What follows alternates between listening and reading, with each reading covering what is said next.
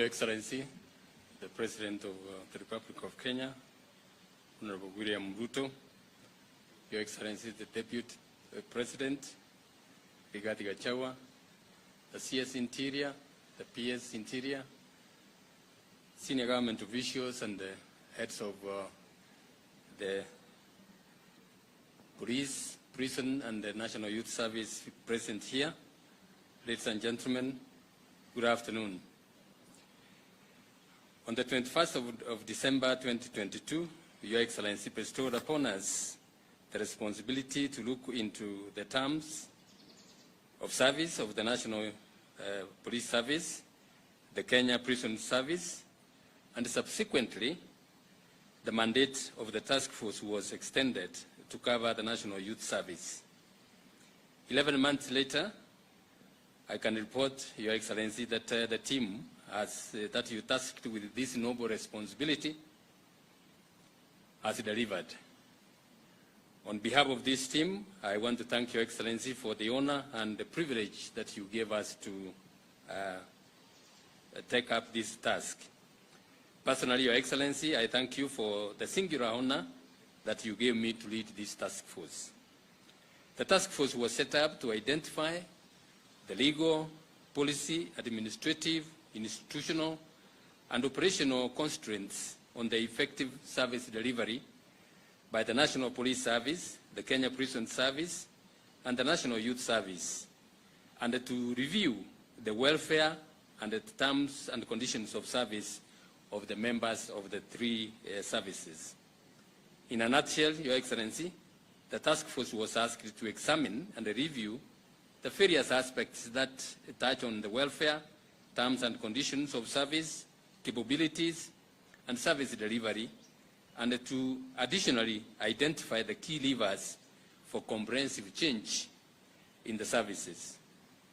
During the review, it became clear to us, Your Excellency, that the challenges facing the services were not just laws, policies, institutions, and processes, but also leadership gaps in the services.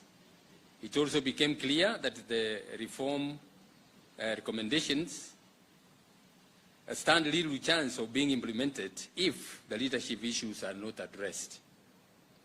Initially, and because of the urgency of the issues, you had asked us this team to complete the exercise within 3 months.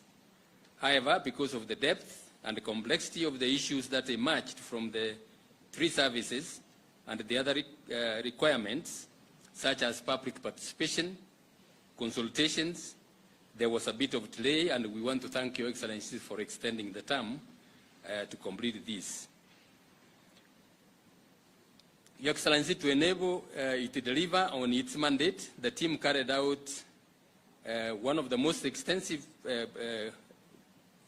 consultations with the public participation in the 47 counties, and held sessions with the leadership of the three services and the members, the junior members of the three services.